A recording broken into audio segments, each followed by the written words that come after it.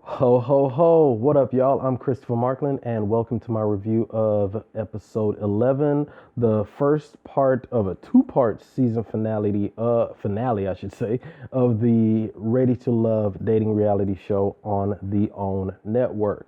So be sure to like this video, subscribe to my channel, and let's get into it. Hello, everybody, and welcome to the Ready to Love reunion special. I'm your host, Tommy Miles, and we're looking back at a season that lived up to being shot in a city called Black Hollywood.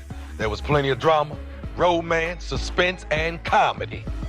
Yeah, so this season was filled with a lot of memorable moments. We had drama, we had some comedy, we had a whole bunch of foolishness, all served up on a platter. So this was a very entertaining season. Darren and Ashima were our first couple to find love this season.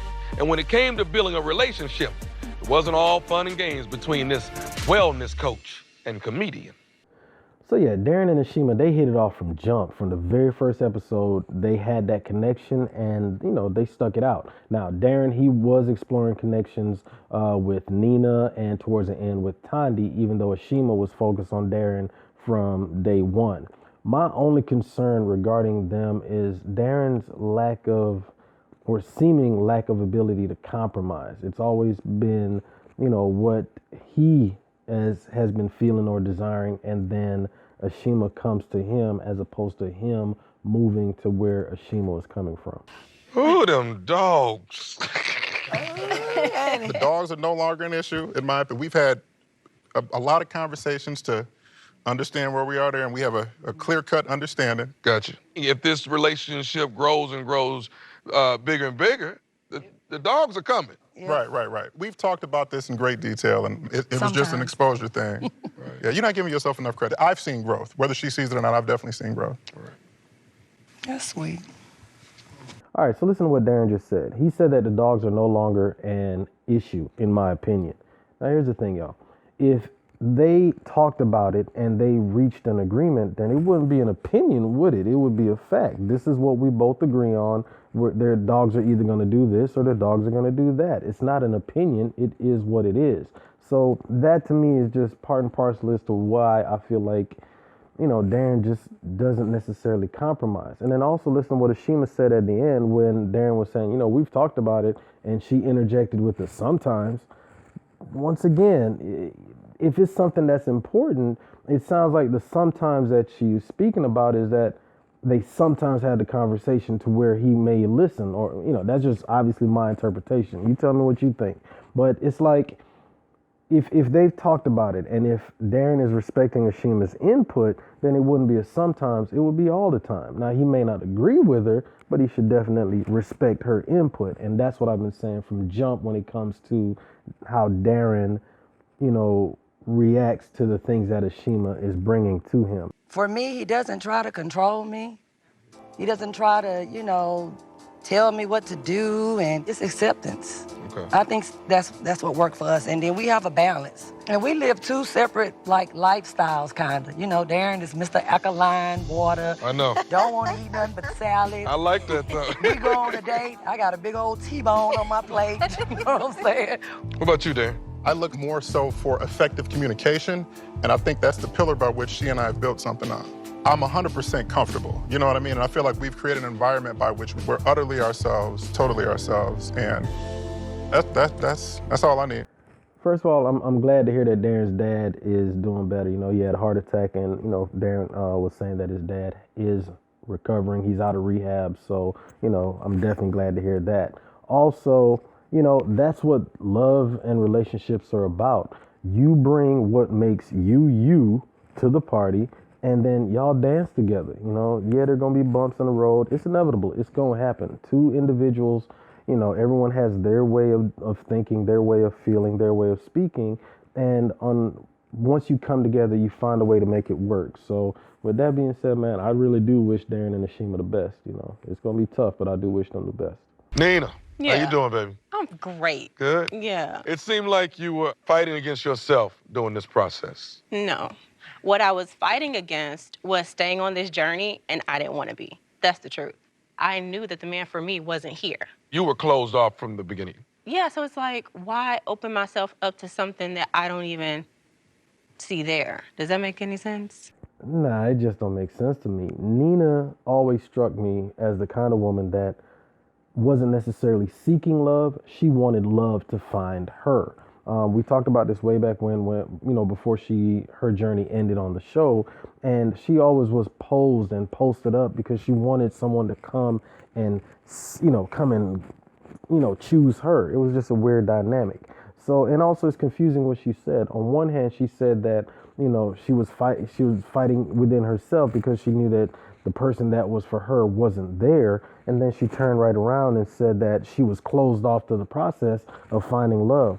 How can you know the person's not there, but then again, you're not open to the process of seeing if the person was there? It didn't make sense to me, and her whole approach was problematic. I can say that for Nina, I felt her energy, that she had some things personally going on. When I was asked about Nina, I saw myself in her from the past. She had some pain somewhere, and I said she's just not ready to go into this journey and be open to it because she still has some healing to do. Is that a fair assessment? It's a very fair assessment. Where my healing needs to take place, a lot of that does have to do, with men for a lot of different reasons. I can definitely say that what she just said is true. Being ready to love doesn't mean showing up to the date on time. Being ready to love means preparing yourself to love. And Nina, in my opinion, has not been ready to love at all.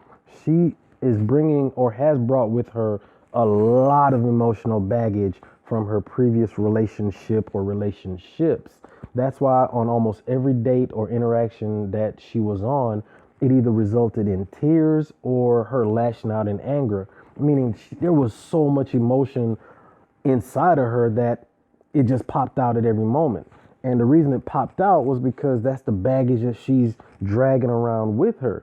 So being ready to love means that you put in the work necessary to fix yourself. You can't drag stuff around and then, spring it on somebody, and then when they're like, oh, wait a minute now, start boohoo crying because, they're not patient with you. No, you have to fix yourself. That is what being ready to love is about. And that's why when I said it a while back that I wish not just nephew Tommy, but also some kind of counseling or something like that, to show that, hey, they're putting in the work in order to be ready to love, not just to be ready for a reality show. I like to say that Nina is amazing. I got a chance to really sit down and talk with her.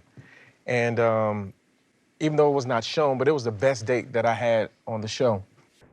One thing about these reunion shows, they're gonna bring out the blast from the past, and Mr. Swagged Out Good Credit himself is back. I'm a firm believer that all things come in due time because I haven't had the best experiences with men. However, what I can say is that it's made me appreciative of a good man in the process. So when he does come into my life, I'll be able to recognize that and not be so bitter about the past. Nobody has conversations like me and you have. And that's why I said, you're dope. You're so super dope. So she opens up, talks about her past and, the pain that she's feeling, the pain that she's went through, and, everything relating to that. And his response is, nobody has conversations like me and you have. And that's what makes you dope. It's like he finds a way to bring it back to him instead of a simple, compassionate response with him like, wow, I feel what you're saying. I understand that's a lot, but guess what? I'm here. Instead, it makes you dope. Oh my goodness. I'm so grateful for this. I really am. This really does mean a lot to me. Well, I appreciate that. You take this and you wear it only to special occasions. Yeah, special occasions and special places. Yeah, there you go. I hope things work out with them because we know that Terrell will take a gift back in a minute. Remember this? Decision was no. Okay, I feel you. You gonna take your gift back? However, I'm going to give him the benefit of the doubt with this one. I'm hoping that, it is genuine. I'm hoping that he really does feel about her the way that he says he does. I don't know if Terrell noticed, but I actually wore the bracelet that he got for me. And I wore it today because throughout this journey, I'm reminded of someone that I believe was open, someone who was honest, and someone who was consistent in their pursuit. That's not the way I remember how Terrell was moving. Y'all remember this? Everybody raise their hand who got a picture from Terrell. Everybody raise their hand. Okay. What, Terrell? Are you serious? You really gonna send the same text message to everybody, and you really didn't think we were all gonna find out, Terrell? And I feel like he's just kind of scrapping, you know what I mean? So I do feel like he's in it to kind of survive, but at the same time, he wants love. And it's like, dude, you need to chill. One of the problems of not taking care of your problems, that it leaves you vulnerable for somebody to come in and be your savior, because that's what you're looking for. That's what you're yearning for. I don't know Terrell, don't know this dude from Adam, but from what we've seen on the show so far, and yes, they did just show some never before seen footage, so obviously there's things that we haven't seen.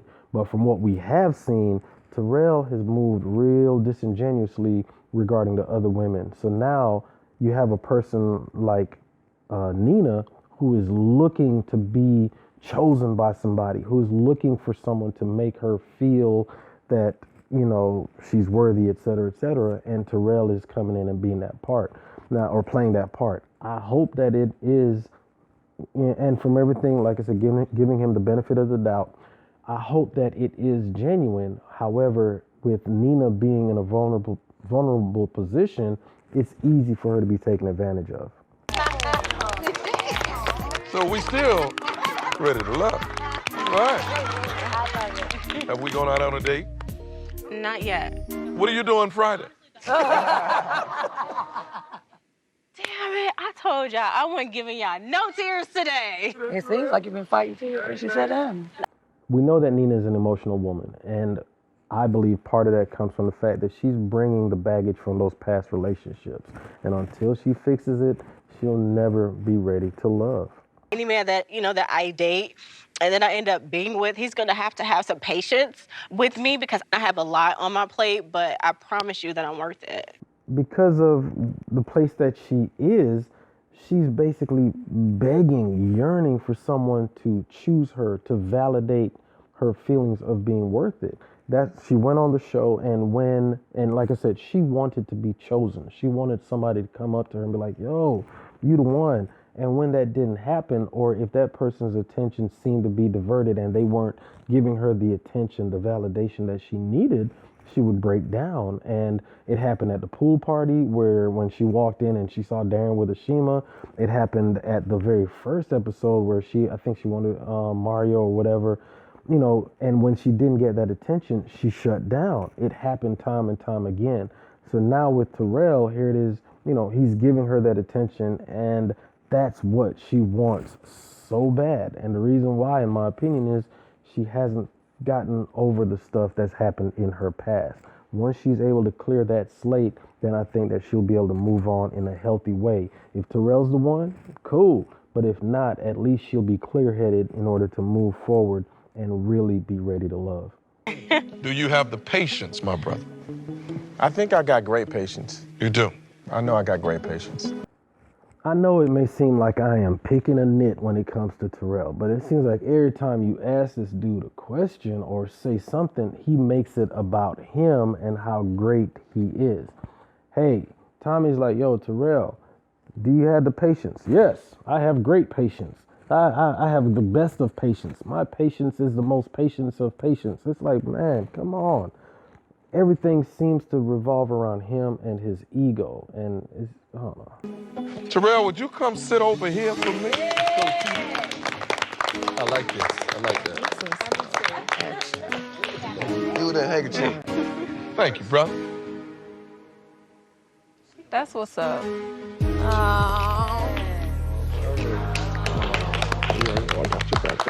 Ready to love, baby. Ready to love. I honestly am hoping that things work out for between Nina and Terrell. Everything else aside, he does seem to genuinely care about her, and you saw what he, said to her as he hugged her. I hope it does work out. You know what I'm saying? Everybody deserves love. Nina, Terrell, and I hope that it is a genuine thing and that they, work out together. Jimmy, you might be able to sell some real estate, but Kimber was not buying that apology, bro. No, she wasn't. It was not a genuine apology. I really wasn't sorry, and I really didn't know what I was sorry for because we hadn't talked. So, to be honest, looking back, I really didn't feel like we really made a genuine connection. I feel like I've been going in on my fellas, and I rock with my dudes, but god darn, Jimmy, Stevie Wonder could see what you had to apologize for. I mean, and here's the thing, if you couldn't see it, then the mature thing, the adult thing would be to go up and ask her before he did that bootleg apology that he did. It's like, come on, man. And then instead of taking ownership of the situation, instead he's like, well, we really have a genuine connection anyway. Man, grow up, man. That's the issue that I had with Jimmy. It's like you talk, and then when it is time to do some real talking, to come from your heart and say the words that would fix the situation, instead he goes sideways with it, man. That's just annoying. Stay on topic. Stop. You made a connection with this girl. You did. Jimmy, you made a connection with her. Yeah, you did. I saw that you liked her. Yeah, I liked her. And I saw that she liked you. I saw that. Okay. I gotta say that Tommy has been on point. He is definitely the right person for this show. He brings in the humor when he has to. He brings in the maturity when it's called for, and he will call out people when necessary. And he's been fair. When he's with the dudes, he's called out. If a dude's acting reckless, he's called it out. And if, one of the ladies is kind of getting out of pocket, he's called it out as well. So I definitely like, what Tommy brings to the show. And also you can see the growth from the first season to this season as well. The reality is you didn't take accountability then, just like you're trying to deflect accountability now. Couldn't it have been a situation where when I ask you, like, listen, it's not a conversation I choose to go down or pursue, couldn't you have just said, on a basic friendship level, like, oh, okay, let me back off. But you didn't because you wanted to see me get big mad, which is whack. She is 100% right. He didn't take accountability for what he did and the things that he said. And when she called him out on it, not only did he say stop and then take account of what happened, he then just started trying to insult her and talking about her in the real estate, blah, blah. It's like, come on, man. It's like all he had to do was just issue a heartfelt apology and be a genuine apology, and Lord knows where they would be. They would probably be one of the couples sitting on the couch together, but instead he decided to go a whole different route. Because you were the one challenging me, you were like, oh, well, you don't want me to get mad. When anybody says to me, you don't want me to get mad, I don't care who you are, my sister, my dad, whoever. You just gotta make it okay, mad. well, why don't we see what that looks like then? You know what I mean? And that's just me. That's just where I'm from. Anybody that says you don't want me to get mad, I want to see what that looks like. Okay. Jimmy. Jimmy. That's a fine way to date a woman, Jimmy. Boy, Jimmy wants all the smoke, even if he got to start a fire to do it. However, if he keeps going on that path that he's on now, he's going to continue to get fired from every damn relationship or even starting a relationship. It's not going to work out. You just can't. You don't have to bring a tank to every damn fight. You know what I'm saying? You don't have to come out the gate swinging. It ain't that necessary. I get it. Stand up for yourself. But at the same time, man, temper your approach and listen to what the other person's saying and then work through it. Now, as an aside, ain't nothing like having somebody on your team, because Ashima and Darren, but it's been Ashima, she been throwing them little jabs like, oh, he immature. Yeah, Jimmy is immature in that moment. But I love the fact, like, when you're at a party or a get-together or function and you got your sidekick with you and y'all just be sitting there talking all kinds of junk about the people at a party, that's what a good relationship is about. I love that about Darren and Ashima.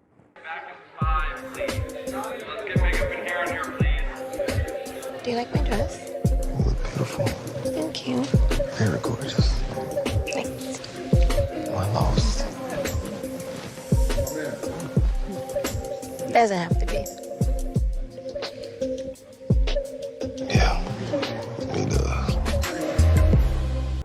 So the previews hinted at some kind of drama between Mario and Tandy. And I love those little between the scenes or cuts that they're doing so you can kind of see what's going on.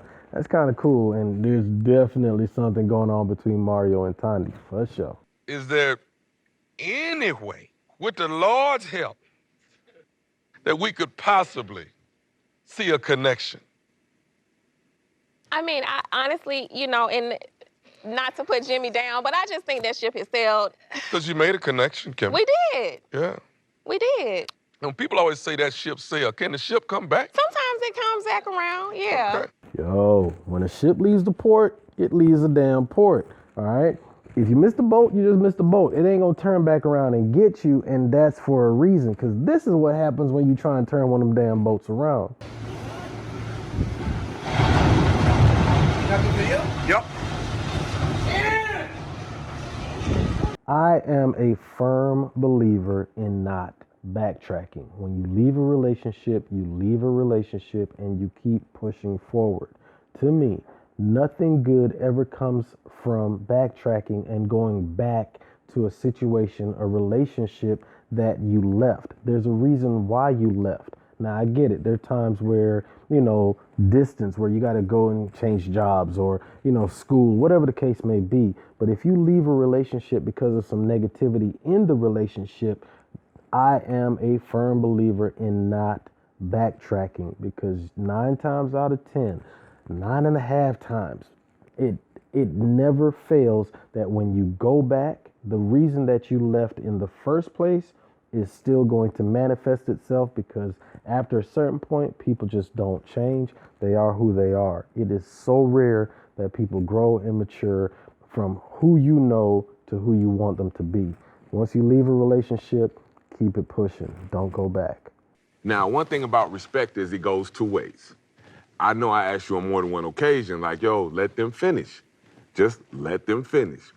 You didn't want to hear that. So number one, what that tells me is there's no respect for me as a man or as a person. And then you were like, we don't need no men in women business. At the end of the day, in my opinion, it was a man who put the 2 women together so they could actually squash their differences. Now, my heart was in the right place. Now, what was not in the right place is the manner in which I got upset. So for that, I can apologize to Ashima for. I was wrong. Yo, Chica definitely lost his cool back at the that get together, that mixer, whatever. He lost his cool, went the hell off, and things just went left. Now, he is right. He was the one that brought the ladies together in order to try and squash the beef. The problem is that instead of him getting up from in between the ladies, he stayed in the middle, and he was literally a wedge between the 2 ladies coming together. That was his mistake. Bring them together, good. Get up, walk away, let them do what they do, or even switch seats. Don't sit in between them. Now, what I do like, and that's something he did, something that Jimmy didn't, which is he took ownership of what he did and his part of the situation, and he apologized. Can't get mad at that. Big up, much respect, bro. What I do apologize for is that I know that my voice can be real commanding. So I think when I was talking, I think you just took it as if I was trying to be disrespectful to you, when in actuality, I wasn't. Darn, Ashima, was that even an apology? I have a commanding voice, and you took what I said the wrong way because that wasn't my intent? No, man, that's a half-ass apology if I ever heard one. This is the thing about respect is, if something that I ask or something that you ask of me, and you're asking it of me like, yo, Chica, just let me do this for a second, and I keep on, am I respecting you? I don't know. I think at that point, I was just like, Yo, that's a good question. It requires a simple yes or no answer. He asked it, she didn't answer it. If I was Chica at that point, I'd be like, you know what? I'm good, ma. Enjoy. I'd walk away from it because there's nothing more that is going to come from that conversation. I'm going to tell you something, Shim, and I'm sure it's probably not the first time you heard it. Sometimes when men talk, you don't really care what anybody has to say. That's not true, Chica. Here we go. That's what I'm saying. You can't respect certain things. It's like you got to get that last bit in. Well, I'm not going to let you say something about me that's not true. Chica was ready for this, man. He had his arguments together. He had them jotted down in the right font, double-spaced, indented. He was ready for this. I mean, you could tell that he was ready for this. And also, he not only apologized, he apologized twice. So he took ownership of what he did, and he was mature about it. I gotta respect the dude. Yeah, but I mean, you here, so you might as well make like the best of it. Impossible. How can you make the best of the worst? It's not because it's not the worst. To you. But what's the hostile attitude toward me, though? For what? I'm mad at you. You know what I'm really mad at? I'm mad at, like, the fact that, like, I used to have, like, a woman in my life to, like, calm me down. And I just don't have that no more. So I'm just... You feel lonely? Melodrama aside, that right there is a prime example of why you have got to fix yourself before you embark in a new relationship. Both Jimmy and Nina are basically saying the same thing. They have issues from their previous relationships, and they're bringing it into their new potential relationships. Until you unpack your luggage, unpack that baggage, open it up, take all that BS in, and you're able to start fresh, you're going to keep bringing that with you, and you're going to be dragging it around for you for the rest of your doggone life unless you handle that, all right? You got to fix them situations before you can move forward, and you got to fix yourself before you can get into a new relationship. Like my therapist always says, man, no matter where you go, there you are. You got to fix yourself. Leave me alone. Leave me alone. Leave me alone right now, okay? What is your problem? Just leave me alone right now, okay? I asked you to leave me alone right now. Go ahead on.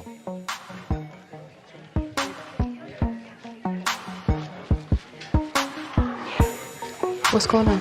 He kept saying, get away from me. And it was like, why are you telling me to get away from me? What did I do? You didn't do anything. Something's a little off, and my gut is telling me something funny is going on. Man, there is a level of hostility that Mario has towards Tandy. And, you know it's got something to do with what he did. Us dudes, we're not that bright. And by that, I mean, when we do stuff and we know that we're doing dirt, we tend to lash out in order to try, because we know we know that we're being slimy. We know that we're being shady. Now, Mario may or may not be, but just the way that he's acting just lets me know that he's doing all kinds of dirt. There you go. Black men don't cheat. Brent, what does it mean? You know, part of manhood is being responsible, being honorable, being true. And if you are a man, a real man, then you're going to be honorable and be truthful and respectful to the one that you love. So I believe black men don't cheat. I know some black men that don't cheat. Okay. Brent's right. Black men don't cheat.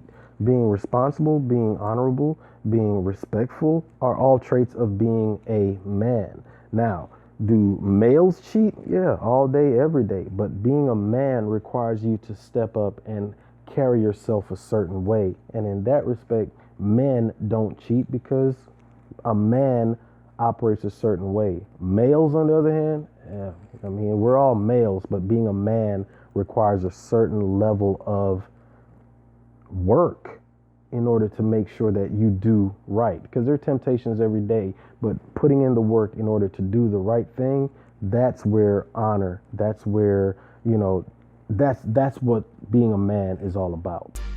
Kimber, I've been thinking about this, and I want to say this. I genuinely want to say I apologize for bringing up that business in front of a group setting. I should have kept it more private. So I apologize for bringing up something that you told me in private, okay? Thank you, Jimmy. And I apologize for, breaking that trust. Thank you. I know that any relationship in terms of black men cheating, starts with trust. And when that foundation of trust is broken, you know what I'm saying, then I should be dead to you. And I don't ever want to be dead to you. Man, that's all that dude had to do. Give a heartfelt apology. And actually, it's heartfelt from everything that we can see. He could be the biggest liar on the planet, I don't know. But everything that we saw right there, that was an apology that came from his heart. Now, I gotta think about it though. When we first started out with Jimmy, he was like, yo, I ain't got nothing to apologize for. And then, we ain't had a connection. What the hell changed? We in 30 minutes into the episode, so they've probably been at that studio maybe 2 hours, an hour, give or take, whatever. So you mean to tell me that in that small span of time, over the last how many weeks that have passed, now he's had a change of heart to where now he knows exactly what to apologize for? Nah, man. Kimber, if I accept the apology, but keep it moving, and I'll explain why. Nice job. Everyone back in the You already know, man. We already know what it is. So you wanna go out on a date with me for real? Yeah, come on, where we going? Where you wanna go? Tomorrow. All right, see, that's why I say don't backtrack. What happened in this short span of time since they started filming or whatever that Jimmy all of a sudden has such a huge change of heart? He's the same dude he was when he came into that darn studio. Ain't nothing changed. So now all of a sudden, no, he's the same cat. You know, just like Kimber's the same woman, everybody there, they're the same person. Now, can you grow? Can you mature? Sure. But if you're telling me that in that short span of time, I know it's the Christmas season and he may have been visited by the ghost of love past and so forth, and now his heart's, cracked open. But no, this is real life. People don't just change like that. We are who we are for the most part. And yes, you can go get help. Yes, you can go get counseling. But at the end of the day, you are who you are. And if Kimber, not just Kimber, but anybody, if you go back into a situation with somebody that hasn't changed, that hasn't grown, man, you're setting yourself up for a world of hurt. Also, London and Divine, their energy seems off. Usually when you see Divine, yeah, she usually does have some, very, I don't want to say serious look, but she's usually very intense. However, she always has that little smile on her face. If you look at it, every time you see them in the background, her and London, just their energy just seems to be off. There doesn't seem to be a connection, just a pleasant chemistry between them. Don't know what happened, but it's just kind of odd to see. Mario, where are you and Tandy now? Let me say this. Of course, Tandy is an amazing woman. Yep. She's beautiful inside and out. But unfortunately, I just feel like she's not the one for me. I feel like we're not compatible. Really? Yeah, we've not even been broken up 2 weeks. Okay. Whoa, 2 weeks after the intense connection that they had and how things had grown between them. You mean to tell me that in 2 weeks things have changed that dramatically? I get it. If you're in a bad situation, you rip the Band-Aid off real quick and you move on. But it just doesn't make sense that there's been that drastic a change in that small a span of time. What brought this to you? Just, our different lifestyle. I'm an extrovert, I drink, I'm social, I'm loud, I'm fun. And he's a homebody. He's a homebody, he's frugal. And he feels like that's a big deal because I'm not. I'm a self-proclaimed cheap guy, Thank you for not wasting my time. I count my money.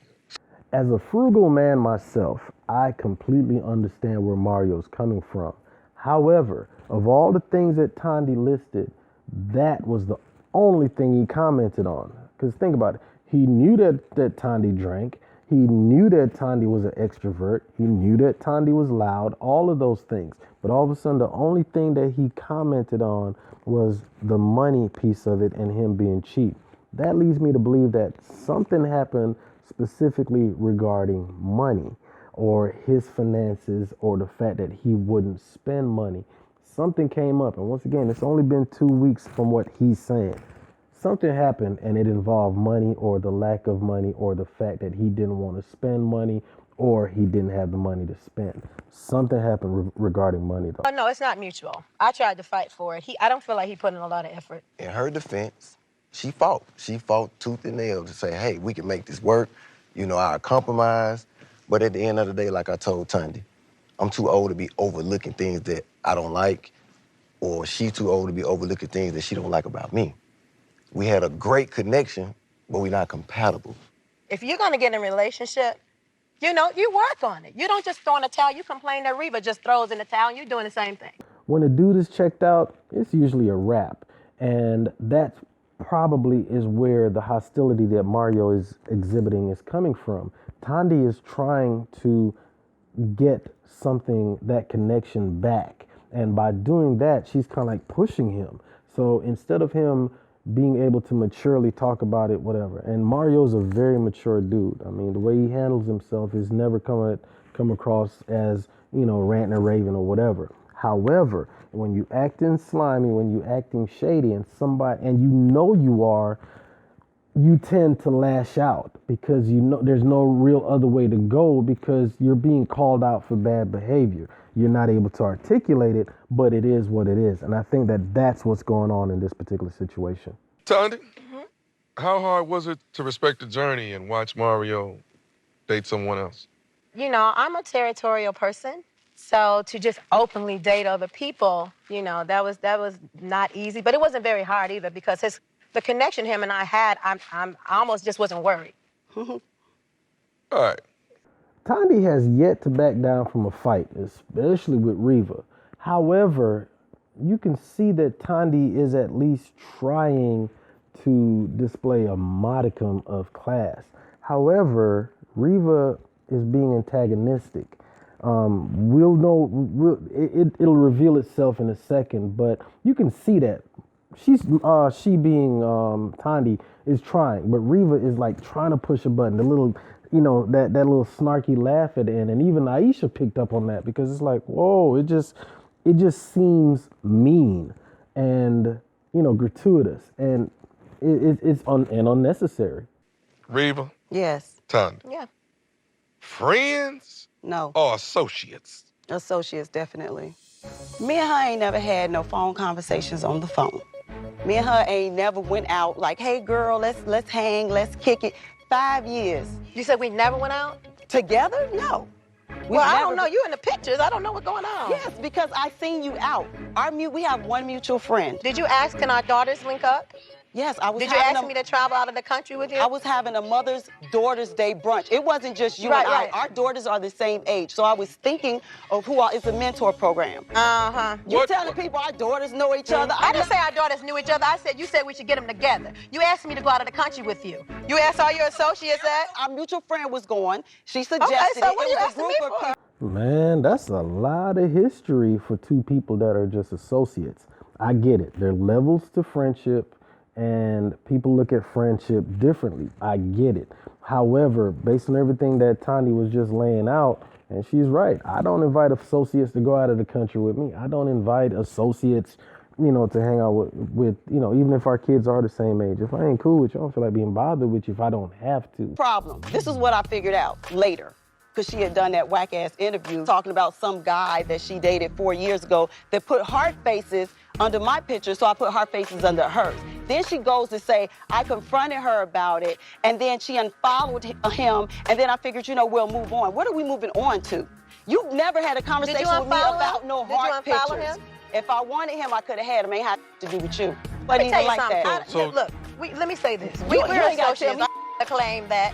So if she want to be associates, that's exactly what we're going to be. But let me tell you something. When some penis got in play, the friendship was downplayed. The friendship was downplayed. So there seems to be a lot of extra stuff bubbling below the surface when it comes to Reva and her relationship with Tandy, and things did change when Mario came in the picture. For those of you at home, this is when black men get real quiet. Yeah, his best bet was to be quiet because ain't nothing he could have said about that one. And, you know, Mario put himself in that situation. It could have been avoided, and it also didn't have to go down in the way that it did. And big up to Tommy for how he handled that situation and diffused it with comedy. He brought in that humor, everybody laughed, and you could see the tension drop. Mario. Yes, sir. How did you feel when you found out that Reva dropped out? My heart dropped. I mean, I was very disappointed. I felt defeated. I felt like I had lost somebody. Where do you go from here? I'm very sorry that it didn't work out with you and I. I mean, it just didn't. You know, but even though Tanya and I are not together, I still found love. There seemed to be a coordinated effort between Mario and Reva to hurt Tandy. Now, I get it. Mario is entitled to love just like Tandy is, just like Reva is. That's fine. However, how you go about it and the way he went about it specifically was just, it was a bit much. After me and Tandy split up, I had to reach out to the one that I wanted, and that was Reva. Oh! That's dirty as hell. Wait. You with Reef? Yeah. It's Atlanta. If that isn't the reality show twist for reality show twist, I get it. You know, Mario wants to find love. He's entitled to find love. However, the way he went about that was like, God damn, man. It's almost like he wanted to not only embarrass her and just twist the knife that, you know, I love Reva. I mean, bruh, it was just gratuitous. And in 2 weeks, Tandi went from being the connection and the energy to now she's persona non grata almost. It's like, yo, in 2 weeks? And now Reva is the one, it's just... Sloppy seconds train. It ain't no sloppy nothing about that. Best Ain't nothing woman about won. Ew. Wow. Oh. Yeah, that's very dirty. Mario, you gonna look like that to your daughter? No, it's not dirty. I'm not talking to you. You gonna look like that to your daughter? I'm talking to you. Okay, hold on. How my cat taste though? First the squirrel eating chicken and now Mario eating cat. We done went from classy to assy in the blink of an eye, boy. God. Whoa. You dirty. You dirty. Things are getting a little crazy in here, so we're gonna take a break. It's the Ready to Love reunion special. Woo-hoo. All right, cut. Let's come back in 5. Y'all some trashy mother. Wait, what you say? Did you say we trash? Very much so. Don't worry about that. Don't worry. Damn, well, this episode ended up as messily as the previews led us to believe. Now, I don't begrudge Mario trying to find love. I don't begrudge Tandi wanting love and Reva wanting love. I get it. They are entitled to it. However, the way Reva is basically just, you know, being, like I said, antagonistic, lets me know that there's some deep-seated stuff going on, and then Mario is playing right into it for whatever reason. It's unnecessary and it's messy, but I guess it's a reality show, so there it is. So, of the final 4 couples, Ashima and Darren, they're still good. However, Mario and Tandi, whew, that's a wrap. Done. Over. Finished. Kaput. Over. So next week, it's going to be London and Divine, along with Brent and Alexis, that are going to be in the hot seat. The previews are already showing that it's going to be another drama-filled episode. So, hey, I'm looking forward to it. On another note, I am really hoping that next season, if there is a season 3, which I hope like hell there is, I hope it doesn't, where the season finales falls into the Christmas season. Because between Christmas parties and family get-togethers, it's hard on a Saturday night to try and tune in and, you know, watch it live. So I'm hoping that they change that. But next week, I'm not going to miss this last season for nothing. One of the things that I do is I live tweet throughout the episode. So make sure you follow me on Twitter. It's Christmas. You see what it says, y'all? Hey, enjoy the Christmas season. Be sure to like this video. Leave a comment. Let me know what you think. Let me know, once again, if I'm off base, if you agree with me, if there's something I may have missed, drop a comment below. Let me know. Subscribe to the channel. I'm going to be doing some other videos on other topics. I love love. I'm working on this 3rd book, so that means that I'm going to be doing some things related to the book, relating to my other books as well. So please subscribe to the channel, hit that bell notification so that you're notified every time I drop a new video. Enjoy the rest of your week. Next week is Christmas. Well, this week is Christmas. In a couple days, y'all have a merry and safe Christmas, and I will see y'all next week. Thanks, y'all.